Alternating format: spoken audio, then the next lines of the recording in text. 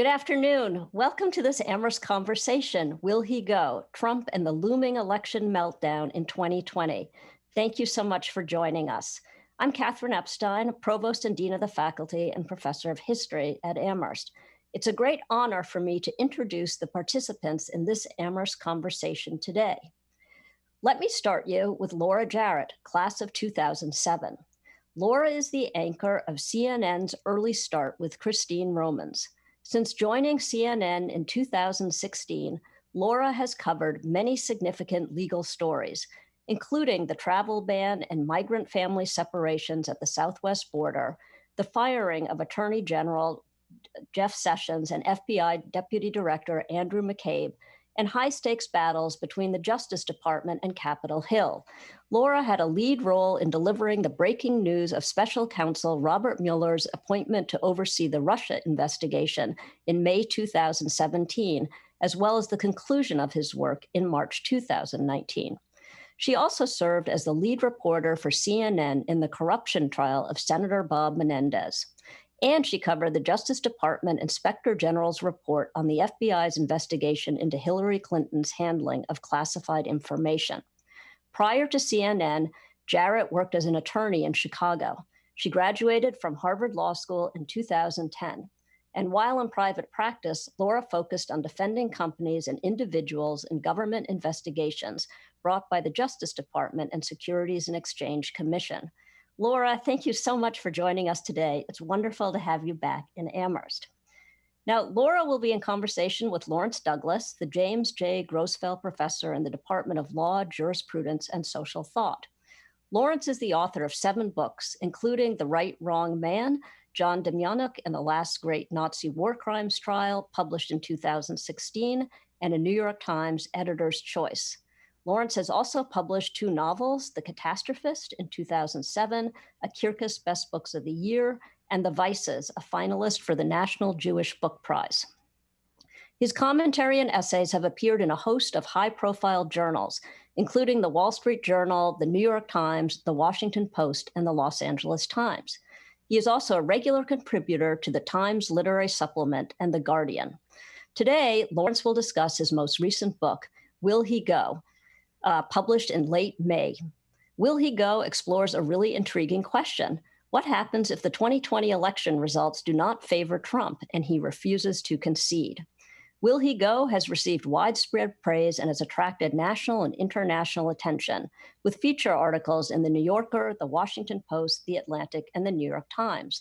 The book has also been featured in leading publications in the United Kingdom, Germany, France, Spain, Ireland, and many other countries. Lawrence is donating the earnings from the sale of his book to the Hunger Project, a COVID relief charity. Lawrence, thank you so much for talking about your book today. I want to remind the audience that this is being recorded so that those who cannot come today will be able to see this conversation. And now I'm going to turn it over to Laura. Dean Epstein, thank you so much for that introduction. I'm just so thrilled to be here this afternoon with one of my all-time favorite professors, Professor Lawrence Douglas, to talk about his important book at such a historic time for our country. When I graduated from Amherst College with a major in law, jurisprudence, and social thought, sometimes people would ask me afterwards, did you always know that you wanted to go to law school and practice law? And I would say absolutely not to both of those questions. But LJST classes and professors do have a unique ability to make legal issues matter. They help us identify weaknesses in our system and to light a fire under us to do something about those weaknesses. And those are all qualities on full display in Professor Douglas's latest fascinating book, Will He Go? There are now 54 days until the November election, and I find it hard to imagine a more timelier topic than the one so deeply interrogated by Professor Douglas. So everyone knows what to expect this afternoon. I thought we'd start our discussion today exploring how this book was born, what I see as its central premise, that Trump will not go quietly into the night should he lose the November election. Then we'll wade into a little bit of the history on when things have turned ugly in the past. And then finally, I thought we would chat a little bit about some of the possible scenarios of what Professor Douglas predicts will happen on November 3rd, or at least after November 3rd. And then finally, of course, we will leave plenty of time for all of your questions there in our virtual audience. And I'm told that you can locate the Q&A box next to your live stream feed. So feel free to shoot us lots of good questions and we will get to them at the end. So let's get to it. Professor Douglas, I thought we'd start by hearing from you about why you decided to write this book, given all the ways that the president has flouted so many of our constitutional and legal norms and ethics. I'm curious how you decided to focus on this potential disaster instead of focusing on all of the existing arguable breakdowns in the rule of law.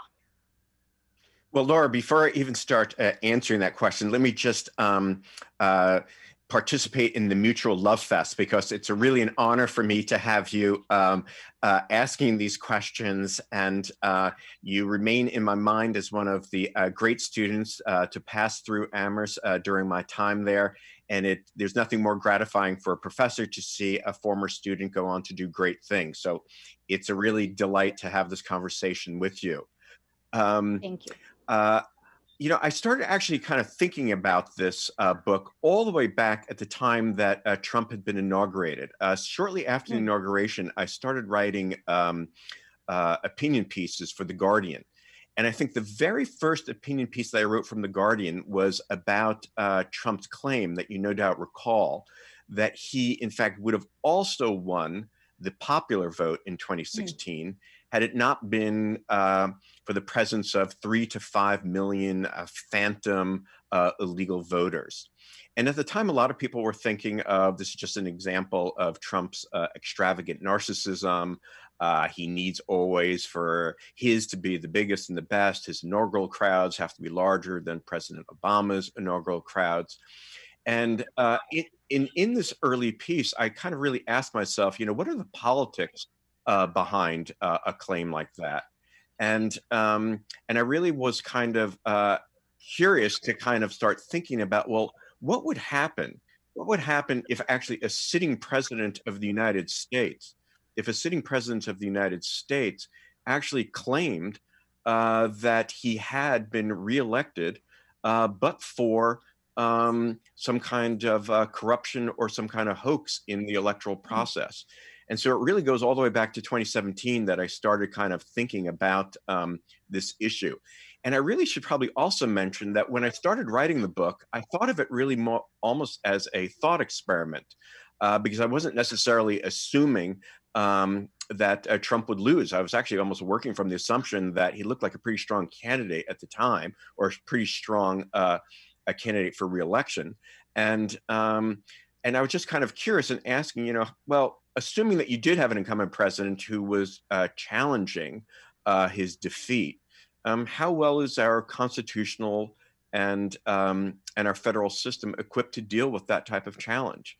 And I think, I guess one of the big conclusions of the book is it's not particularly well equipped at all.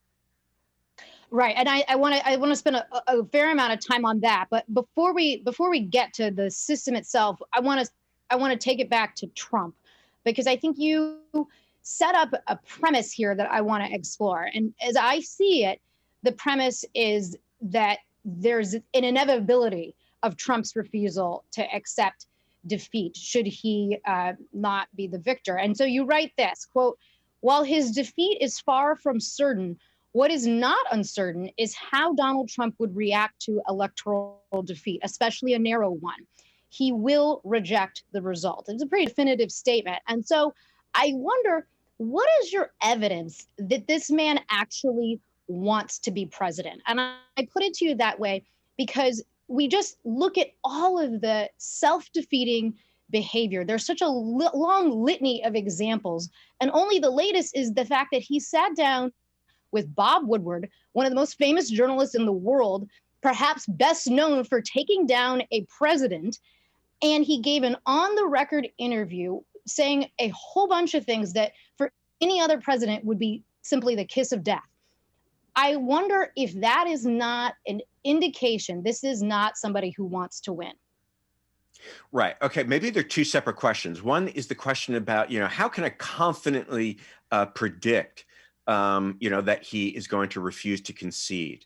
And then that's maybe the second question is, especially in light of the fact that maybe he doesn't even want to be president. Now, maybe I'll start with that second question first, because I Yes. remember even back in 2016, I remember back in 2016 that all sorts of people were writing things like, wow, imagine how dangerous Trump would be if he weren't such a transparently self-destructive person.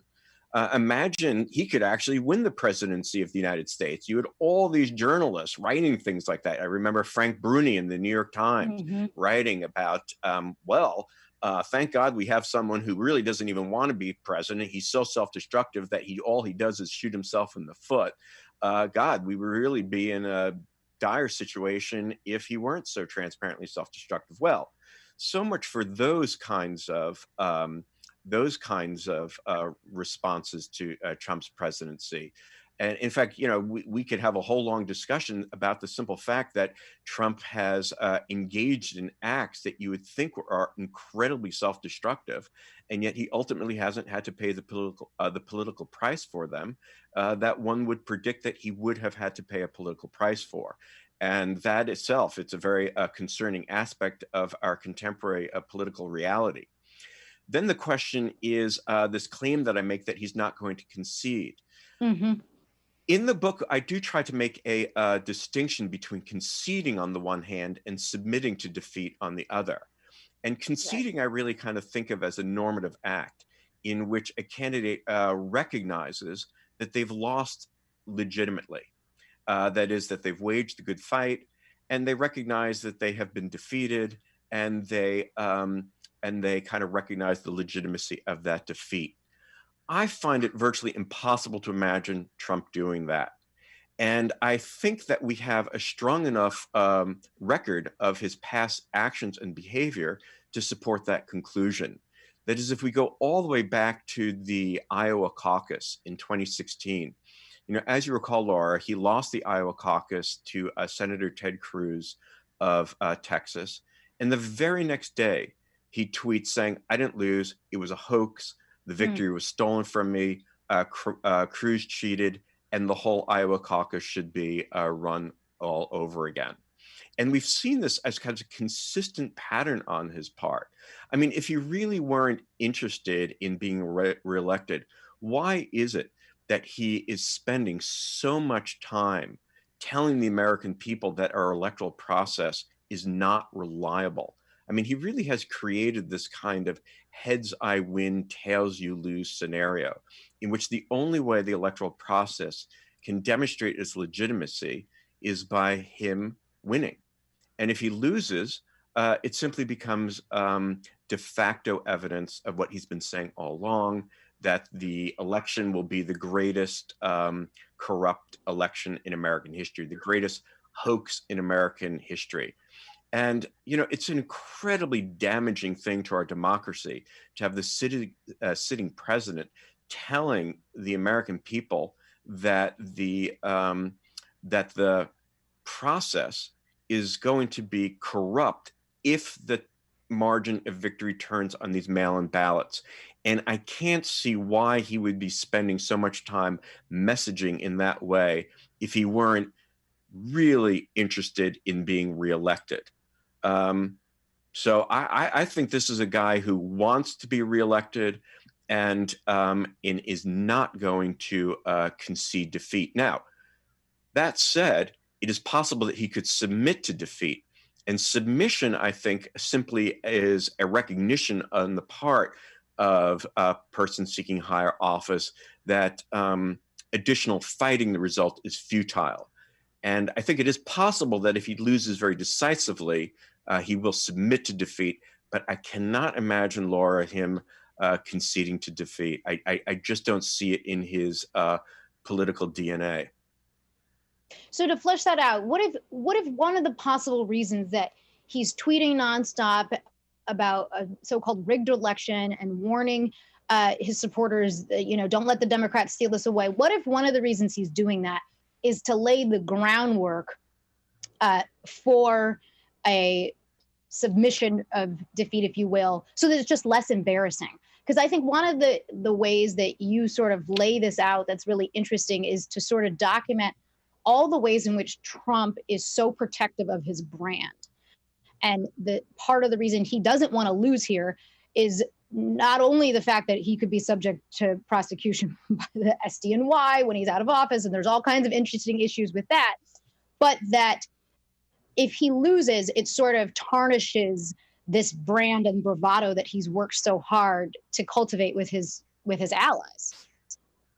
Yeah, yes, that's exactly right. And in fact, in a certain sense, this goes back to your earlier question, Laura, about whether he really wants to be president, because I think we could have a very interesting discussion about Trump's attachment to the presidency, because he doesn't really seem to want to be president in order to exercise power in a kind of a conventional political sense. It seems more as if the presidency is a device that permits him to be the center of attention, and being the center of attention and brand protection and promotion seems to be his chief political aim, rather than, again, exercising political power in any kind of conventional sense. But that said, I do think brand protection is absolutely critical to him, protection and promotion. And in that sense, defeat is simply not an option, because he cannot be presented as a loser. So again, he would rather kind of run down American constitutional democracy than let himself appear to his base as someone who has been legitimately defeated. And of course, again, that's it's a very, very unfortunate thing that Trump doesn't see any kind of light between his political fortunes and the nation itself. Well, one of the ways he certainly stays the center of attention is by consistently talking about a rigged election. I think it puts the press on edge, and it obviously makes Democrats on Capitol Hill flip out, mostly because I think that there's just this fear of the unknown and what exactly is going to happen. And I want to get more into that in a little bit, but I also hope that we could touch on just a little bit one of the things that I think is crystal clear from reading this great book, which is the way that our constitutional system just simply isn't prepared for a president like that, like Trump. And we've seen this play out in a lot of different ways. But on this point, you write the following, which I think is really illuminates it. You say, quote, "Our Constitution does not secure the peaceful transition of power, but rather presupposes it." So in that way, we've obviously faced electoral nightmare scenarios before, namely in 1867, 76, I should say, and with Bush v. Gore in 2000. But I get the sense from reading this book and the way that you sort of make your argument here is that the situation here could be far more dire. And so help the audience understand why. Yes, and I think that the point that you make is a very important one. So even if we go back to, since I think most of the people tuning in right now don't recall the election of 1876, why don't we look to the election of 2000, the election between Al Gore and George W. Bush. And as you recall, in that particular election, the outcome was uncertain because the state in which the electoral count outcome would turn on was Florida. And in Florida, there was this improbably narrow margin separating Trump from separating Gore from Bush. And 35 days after the nation had gone to the polls, that's when the Supreme Court stepped in this Bush v. Gore decision, essentially stopping the Florida recount, with George W. Bush clinging to a 537 vote lead. Now that's, obviously a ridiculously close result. And a lot of people, I think, credit the Supreme Court with ending that electoral dispute. That is, even if they believe that the Supreme Court decision was transparently partisan, and even if they think it was a poorly reasoned decision, I think a lot of people say, look, well, we needed some kind of necessary closure. We couldn't let this thing escalate into a real electoral crisis. And so the Supreme Court had to step in and end things. I think that is a mistaken way of thinking about what happened in 2000. I do not Mm. think it was the Supreme Court that brought closure to that electoral dispute. I think it was Al Gore who brought closure to that electoral dispute, because on the day after the Supreme Court rendered its decision, Gore conceded, and he conceded very graciously. And what he did is he basically put the nation's political interests ahead of his own political fortunes. And in saying that, I'm not necessarily saying that Al Gore is a, true American hero or wonderful human being. Now, he very well might have those characteristics. But what Gore clearly had is he had internalized the norms of constitutional governance. And he was interested in putting the interests of the nation ahead of his own political fortune.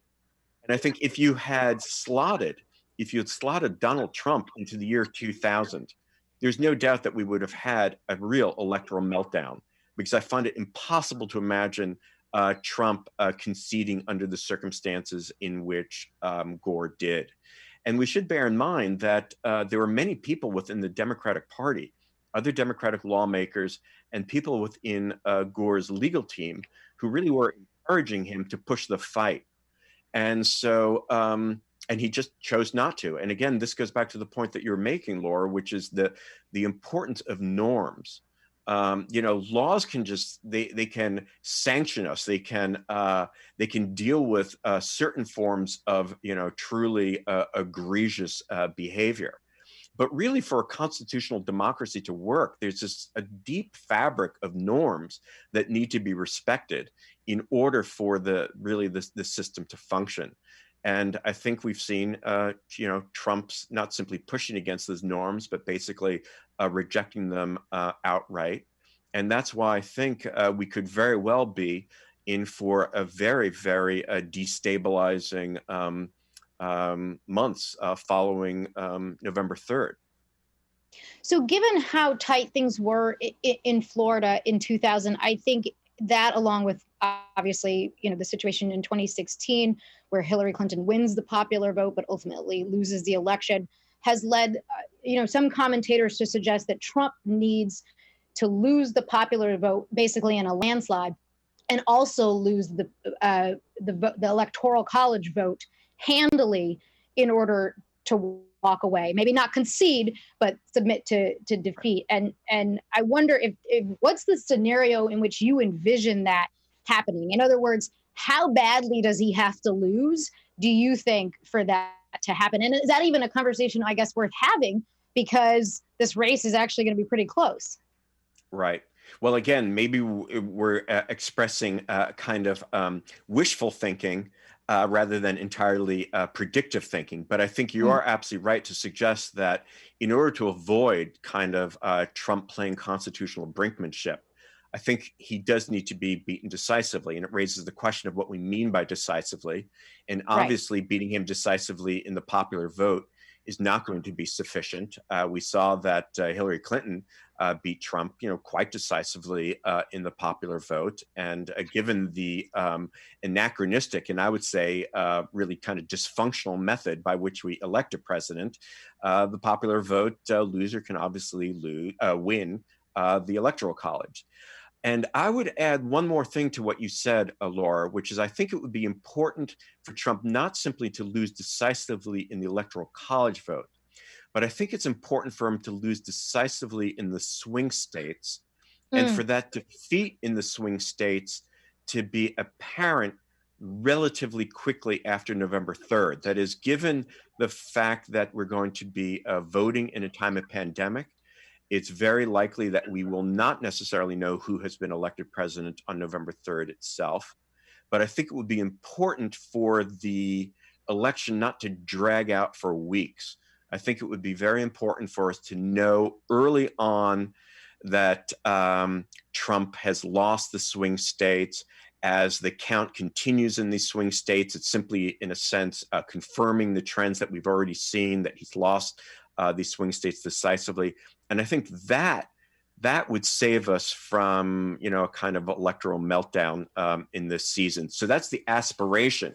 Now, of course, the question that you again raise is whether the reality is going to match our hopes. Well, so speaking, I guess, of what happens in the swing states, this idea of a so-called blue shift, where there are obviously a number of outstanding mail-in ballots because of COVID or provisional ballots just for whatever reason, leads us not to have a result where Trump is defeated overwhelmingly in those swing states, but rather it's either kind of on the margin or it's tight. And then over a course of, let's call it even just a week, it starts to swing to Biden as more of those ballots come in, the absentee ballots, because they tend to be for Democrats. It's one of, I think, what I might call doomsday scenarios that you offer in this book. The other one, just so that people know, and hopefully gives them a reason to want to read this if they haven't already, is these idea of dueling certificates, which has happened in our history before as to which candidate a state goes for. Talk just a little bit about that so people realize that this can actually happen. Okay, so maybe let me start with the first thing with the blue shift, because again, this is something where I think that, this is kind of one of the things I was speculating about, but I hate to say this, but I do think that it's starting to look almost like a train wreck in slow motion. It seems like it is not unlikely that this is exactly what's going to happen. And the reason I say that is, let's just kind of connect a couple of dots. One dot is the fact that we know that Trump has been very aggressively trying to insist that mail-in ballots are unreliable, that they're going to be corrupted. And one of the questions you can ask is, why this attack on mail-in ballots per se? And I think a poll that was taken, or at least the results were, I think, announced on August 26th, is pretty revealing in supplying an answer. This poll indicated that about 20% of Trump supporters plan on relying on mail-in ballots. About 60% of Biden voters answered this poll saying they plan on using mail-in ballots. And so this is kind of part of this politics that of, basically trying to discredit votes that are going to swing in Biden's favor. I would connect that to one other point that Trump made, which I thought was a very telling tweet.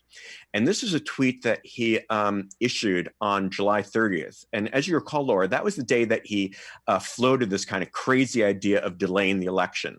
And a lot of media attention was glommed onto that and pointed out, what a crazy idea. He can't even do it.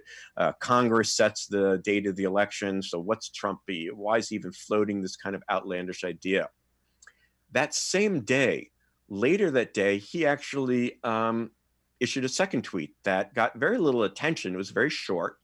And one of the things he said is, we need to go with the November 3rd results. Can't wait days, weeks, months, years later to get the final result. And I thought that was incredibly telling. And I think if you put those two things together, his attack on mail-in ballots and his insistence on going with November 3rd results, we see kind of the architecture of how he could try to really gum up the works this coming fall. Because I think what he will try to do is whatever lead he enjoys on November 3rd, and I think his best chance of reelection is to lead on November 3rd. Because again, that's before all these mail-in ballots that are going to break for Biden have been counted. And I think what he'll try to do is he will try to leverage whatever lead he enjoys on November 3rd as an indication that he has been reelected. And then if it is the case that that lead seems to evaporate, particularly in swing states, as a result of the late count of mail-in ballots, well, then he's going to kind of trot out the argument that, well, look, this is what I've been saying all along. I predicted that the mail-in ballots would be corrupted. They have been corrupted, and we can't accept those results. And the way in which that kind of claim could really gain a lot of traction is, again, if the margin of Biden's victory turns on the late count of mail-in ballots of swing states and on narrow margins, then you were really in for, I think, a very, very ugly time. because I do think that Trump's attack on the mail-in ballots and the insistence that we go with November 3rd really could gain traction. That is, gain traction both with his megaphones in the right-wing media, who will be reliably repeating and amplifying his claims. We could also imagine, of course, we could add to this mix, disinformation campaigns, either domestic or international, coming from Russia, also trying to insist that the mail-in ballots have been corrupted. So all of that, I think, really becomes a recipe for a very, very concerning fall. Well, and certainly one of the things, as you so nicely explain in the book, is, our system is set up with states. Everyone does it so differently. And so for some mail-in ballots where the states allow it, they don't even begin counting them until November 3rd. Whereas in other states, they do have them counted. Obviously, we don't know the results, but they don't even begin, the process. And so it could easily drag this thing out. I know I am prepared for a lot of late nights that week, and frankly, for the rest of the month of November. We have a number of questions already in the queue for you. Yeah. I'm sorry, Laura, let me just comment on that, because I think that's also a really important point that you bring up, that, maybe many of us are aware of this, but, we don't have a federalized election system.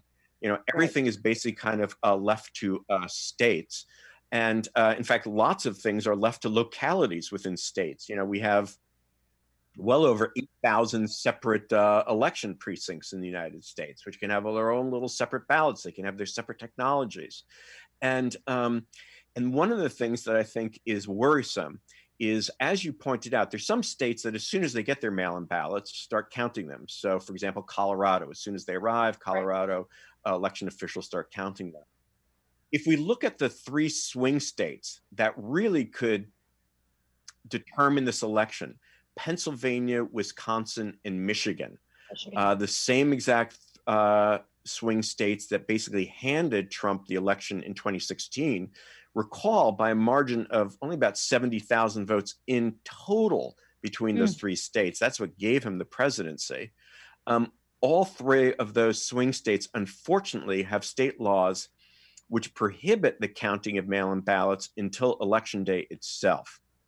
And so again, that just becomes a recipe for, the possible delays. And we can also rest assured that Trump is going to be sending out his legal teams to challenge the submission of a lot of these mail-in ballots, because there will be legitimate legal issues to raise. Because again, states have various laws about when they have to be received by in order them to be qualified and counted. And to the degree to which Trump's legal teams can litigate the submission, these mail-in ballots, arguing that they need to be disqualified because submitted in untimely fashion, and the degree to which they can drag out the counting process in the swing states, it all breaks to Trump's favor. Well, I think it's one of the reasons that so many people have found it troubling that the Attorney General Bill Barr has been so outspoken against mail-in ballots as well. He's obviously not technically the president's personal attorney, but having the weight of the Justice Department marshaling in favor against legitimate mail-in voting has not gone unnoticed, I should say. I don't want to hog up too much time, even though I could talk to you for hours about this. I do just, obviously, given so many alumni and students, hopefully, who are joining us today, before I turn it over to the questions from the audience, I would love to just know, how did teaching at Amherst prepare you to write this type of book? Yeah, that's an interesting question, Laura. Maybe I would answer it this way. So as I was writing the book, I participated in a number of workshops that were basically conducted largely by law professors, both on the left and the right, who were concerned about the possibilities of this election going sideways. And a lot of these law professors, they're really experts in, let's say, federal electoral law in ways that I frankly am not. And but one thing that I did notice is perhaps as a result of teaching in law schools. And you and I are both graduates of law school, so I think this experience is familiar to us. They tended to get very much in the weeds and really not to see the broad picture. And I think one of the things about teaching at Amherst is it really kind of encourages you to think broadly and to make kind of broad conceptual connections. And in some of the courses I've taught over the years, I mean, I continue to teach a course basically on the Supreme Court and judicial review. I teach a first-year seminar on the rule of law. A few years back, I co-taught a colloquium with my colleague Austin Sarrett on the meaning of catastrophe. And a lot of these courses, they really they raise sort of larger conceptual issues. So I think in my teaching at Amherst, I've been prodded to make those connections, which I think has really been able to kind of serve me pretty well in kind of making some of the points that I made in this book. Whereas again, I found a lot of these law professors incredibly smart. I learned a lot from them. I'm incredibly grateful to them, but they tended to see things a little bit more narrowly, a little bit more in the weeds, and maybe missing some of the larger conceptual issues at play. I think that is an excellent conception and summation of why I found law school disappointing after going straight from Amherst. And I expected it to just be a further exploration of LJST classes, and it was not. So let's turn to some of the questions from the audience. The first one is from Charles, who asks this. In this day and age, in this technological black box, what is your clear definition of a fair, legitimate election? Well, again, it's, I think we have a pretty decent sense of what a fair, legitimate election is. I mean, I think a fair, legitimate election is one in which people who are eligible to vote are able to vote, and that there isn't a politics of voter suppression, which is interfering with the act of casting a vote, and that all votes that have been legitimately cast are counted and recognized. So I think, we have a pretty clear standard of that. Now, obviously, we've seen, ways in which elections have failed to live up to that ideal. I think it is fair to say that voter suppression has emerged as something as a staple of Republican politics in the last, actually, it's a pretty long history of it now. But really has kind of emerged as a staple of Republican politics. But in terms of, trying to figure out what the normative ideal of a fair election, I think we have a pretty good sense of that. And, maybe one other thing I should quickly add, Laura, is even though I've mentioned this business about about voter suppression, I should also say that, American elections tend to be pretty fair. They tend to be pretty fair. And that's, again, one of the, there's one thing about, there's the kind of the typical authoritarian response is to say that an unfair election, a totally rigged election, actually is a totally fair election. That's what you have in the kind of, it's sort of like a part of a standard feature of an authoritarian regime, insisting that a totally rigged election, absolutely fair. The remarkable thing about what Trump has been doing is he's basically insisting that elections that really function properly are not functioning properly. And that's a totally different kind of danger, and kind of just running down the perception of the legitimacy of our elections when they actually function pretty darn well. So the next question has to do with the public perception of that point. Assuming that Trump challenges the outcome of the election, refuses to acknowledge the clear results, how do you see that response playing out in the public? I mean, it's hard to know that you can trust polls, but he certainly does not have the support of the majority of the country. This is a question from Mark Carroll, class of 74, and he goes on to say, are you concerned about violence? Yes, I'm concerned about violence. Absolutely. I'm concerned about the kind of messaging that issues from Trump. I mean, I do think that it's fair to say that part of the key of his or part of the hallmarks of his political style has been dividing Americans, and he's an incredibly divisive figure, and we've just seen given the way the summer in which of protest, though, especially, I just wonder, if he really digs down on this, it just seems like there could be a massive revolt from those who tried to vote him out. Yes, absolutely. No, I mean, really think, there are all sorts of things that we can observe. One of the things we can see this overcommitment of federal agents in Portland.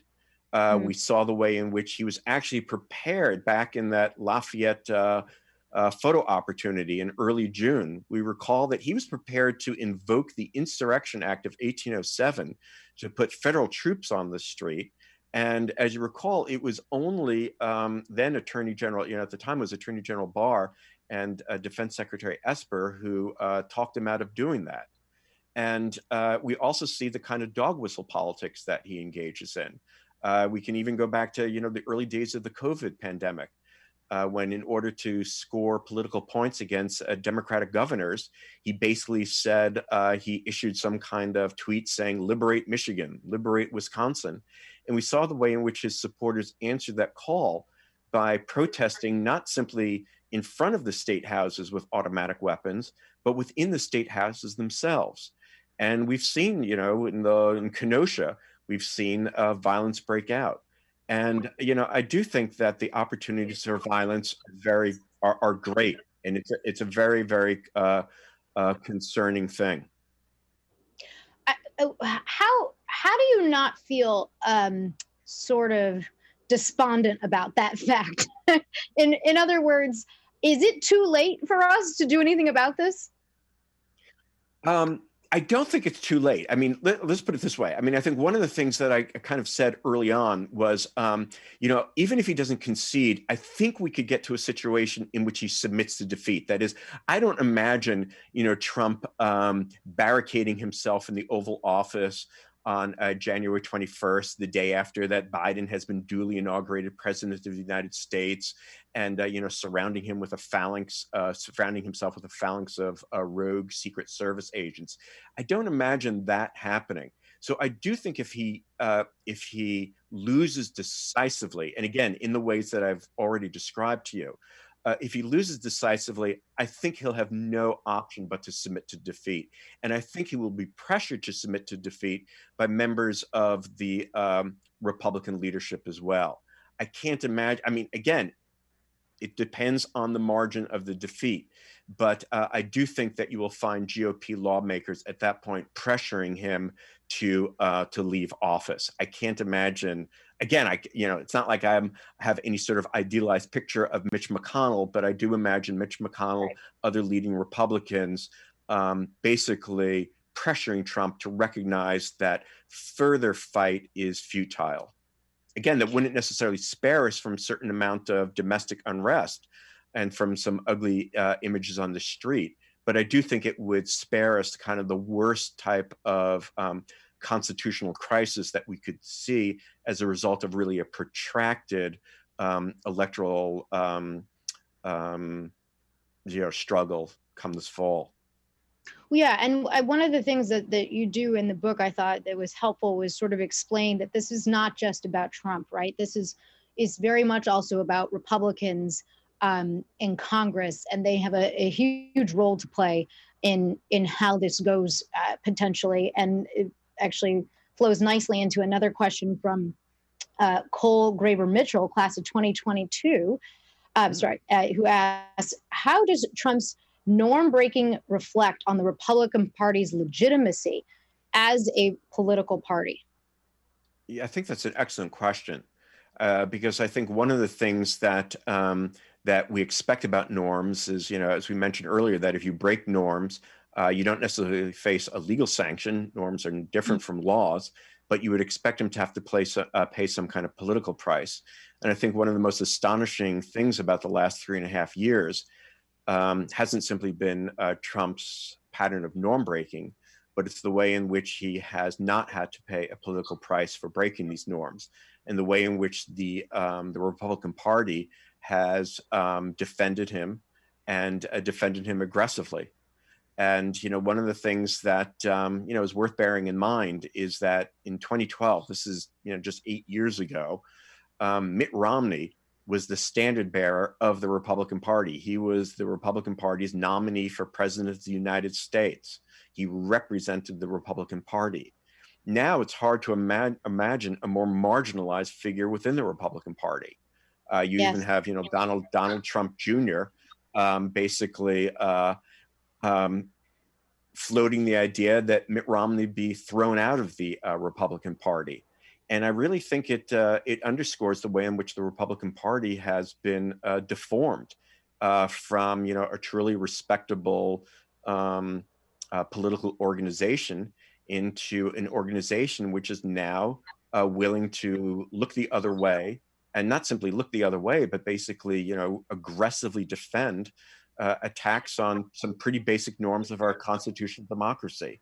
It's a very, very troubling fact. And again, obviously, I mentioned Romney because he was the only one with the On impeachment. With the integrity to vote for Trump's removal during the impeachment process, during the trial in the Senate.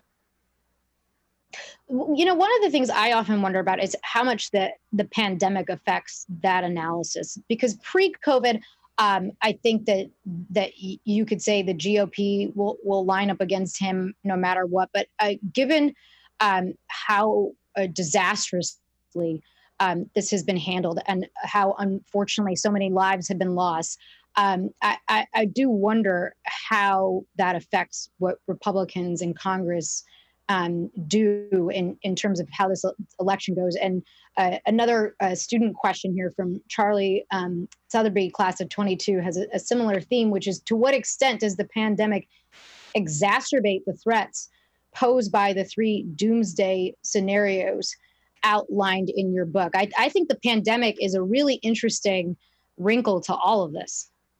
Yes, I agree completely. And actually, going back to the point that you're making about the Republican support in light of his response to the pandemic, the one thing that I suppose we could say that's ironic about that is that when Trump engages in transparent abuses of the presidency, the Republican Party stands by him, and Republican lawmakers stand by him. It's really when he engages in kind of an epic failure of leadership that we really see, maybe his support kind of eroding. But they were certainly willing to look the other way when he was, kind of aggressively abusing the office of the presidency. And I do also agree that the pandemic, it obviously creates a very, it just raises a host of problems that we otherwise would not have seen in this election. I think Yes. Under the best of circumstances, this election would have been trying, given the character of the inhabitant of the White House. But we now know that this is going to be an unusual election. And I do think that the unusual election is putting unusual pressures on our electoral system. I don't think our electoral system is well designed to troubleshoot these kinds of pressures.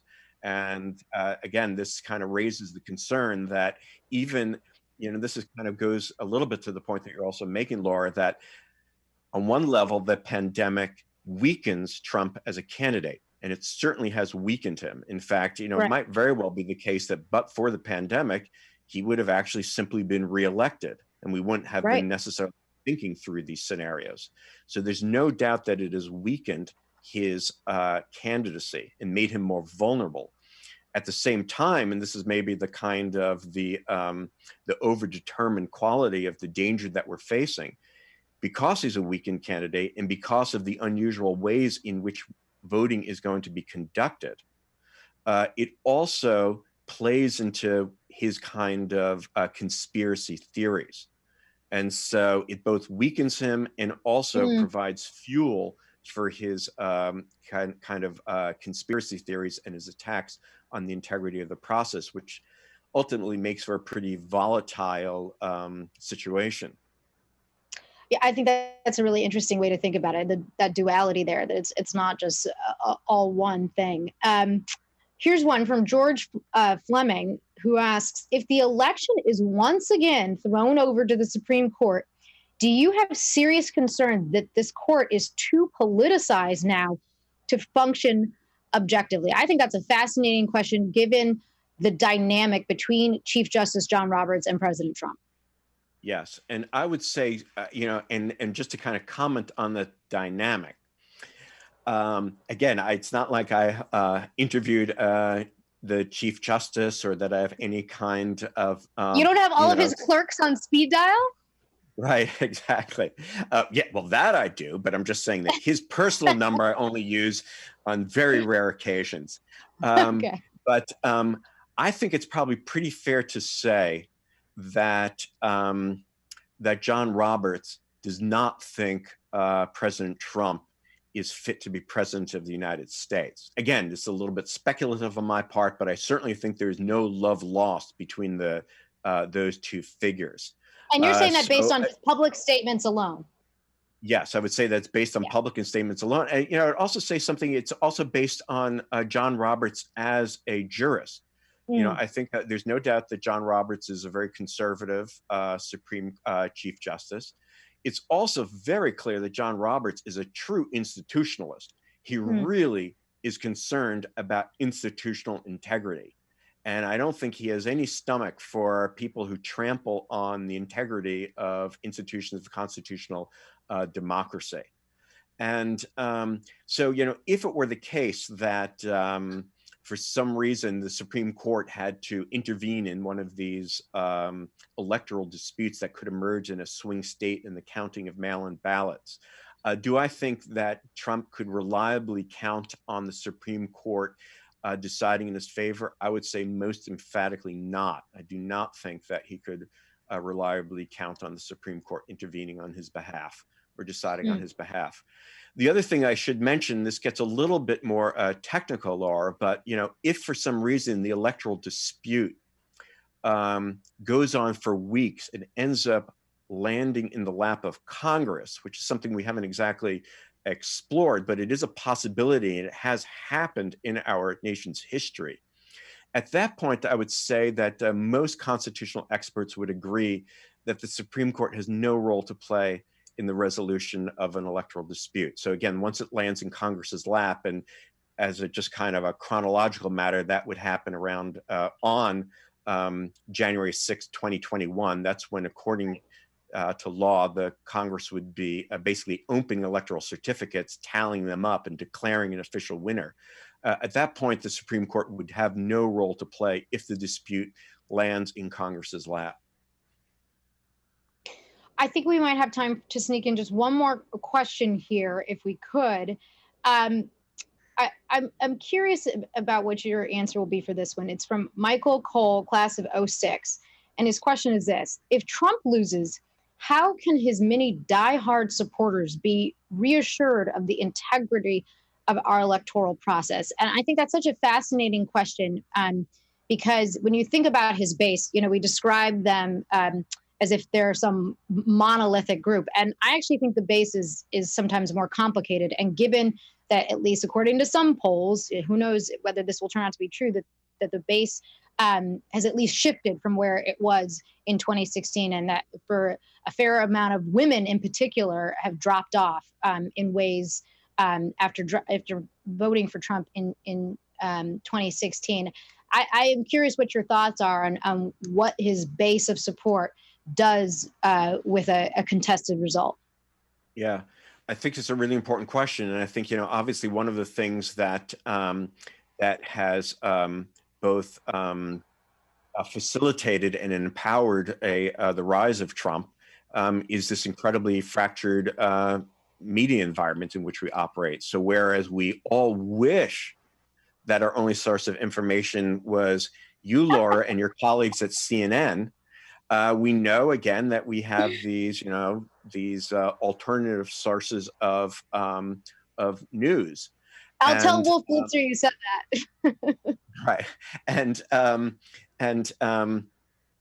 And unfortunately, if your only source of information is these alternative, these news sources, then you very often hear a very, very kind of different message. So I think one thing that would be absolutely critical is for leading Republican lawmakers, and again, this might be again aspirational, but for the Mitch McConnells of the world to kind of step forward and say, this election was conducted properly. I see this result as legitimate. The president needs to step aside. And again, I think the chances that you'll find a Mitch McConnell and his ilk messaging in that way are greatly increased if Trump experiences a decisive loss. And it's only really if things turn, as I said, on the late count of mail-in ballots in swing states with narrow margins that we really could see, a much more troubling scenario spell itself out. But I do think we need to hear not just CNN voices or New York Times voices. We need to hear Republican voices and very powerfully coming out and saying this election ran in the way elections are supposed to. Well, I think there was even one op-ed in the Washington Post yesterday from a very prominent GOP lawyer sort of laying out the case that all of this talk of a rigged election and widespread voter fraud in mail-in ballots is basically completely unfounded. So it'll be interesting to see as we get closer and closer to the election day, whether people feel a greater sense of urgency to speak out on the heels of all of these tell-all books and more, and the president ramping up some of his own rhetoric, getting closer to the election. Thank you so much for taking the time to do this, Professor Douglas. It's been such a treat to talk to you about this book. Everyone should read it. It's terrific. It's so helpful, I think, to lay out all of the different scenarios. I found it terrifying in many ways to think about how long this could go on, but it's super instructive and very easily digestible. So I encourage everyone to read it. And it's been such a pleasure talking to you and seeing you today. And so I will hand it over now to Dean Epstein. And again, and thanks again for a fantastic conversation, Laura. And again, it's wonderful to see you. Thanks. And thanks again, Catherine, for the very lovely introduction. Well, so thanks to both of you. This was absolutely wonderful and fabulous. Just the words that Lawrence used. Laura, your questions are so penetrating and analysis so intriguing. And Lawrence, you explicate everything so well. So it's really kind of liberal arts learning and teaching in action, and really thankful for that. Before we close, I'd like to note the next Amherst conversation.